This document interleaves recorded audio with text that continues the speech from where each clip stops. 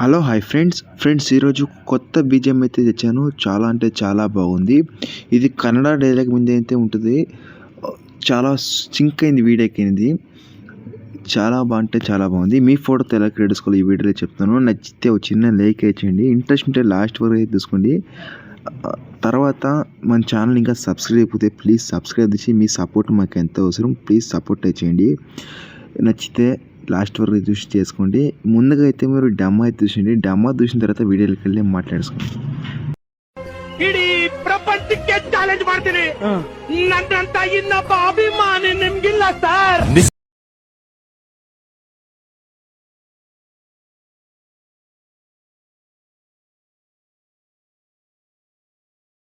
Friends video చూసారు కదా. Video ఎలా అనిపించింది అనేసి కామెంట్ ఇచ్చింది. నచ్చితే మీ ఫోటోతో ఎలా క్రియేట్ చేసుకోవాలో ఈ వీడియోలో చెప్తాను. వీలు ఉంటే లాస్ట్ వరకు అయితే చూసుకొని చేసుకోండి. చాలా బాగుంటుంది వీడియో. ఇది బాయ్స్కి అయితే చేసాను. చాలా అంటే చాలా బాగుంది. బీజిఎంకి ఉంటుంది. ఇది మన సబ్స్క్రైబ్ పంపింది వీడియోనే మార్నింగ్.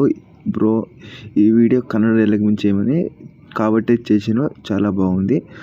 వీలుంటే మీ ఫోటోతో అయితే క్రియేట్ చేసుకోండి. ఓకేనా. ఇప్పుడైతే మీకు ఆలస్యకుండా ఎడిటింగ్ అయితే మీకు 1 క్లిక్లో అయితే చెప్తాను, చేసుకోండి. ఓకేనా. ఇక్కడ వచ్చేసి న్యూ ప్రాజెక్టింగ్ దాని అయితే ఓపెన్ చేసుకోండి.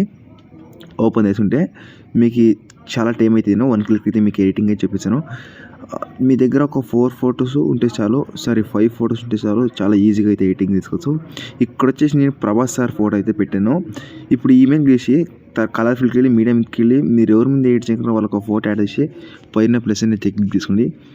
తర్వాత ఇంకో ఫోటోని తీసి కలర్ ఫిల్కి వెళ్ళి మీడియంకి వెళ్ళి నెక్స్ట్ ఫోటో యాడ్ చేసి పైన ప్లస్ అనేది తీసుకోండి.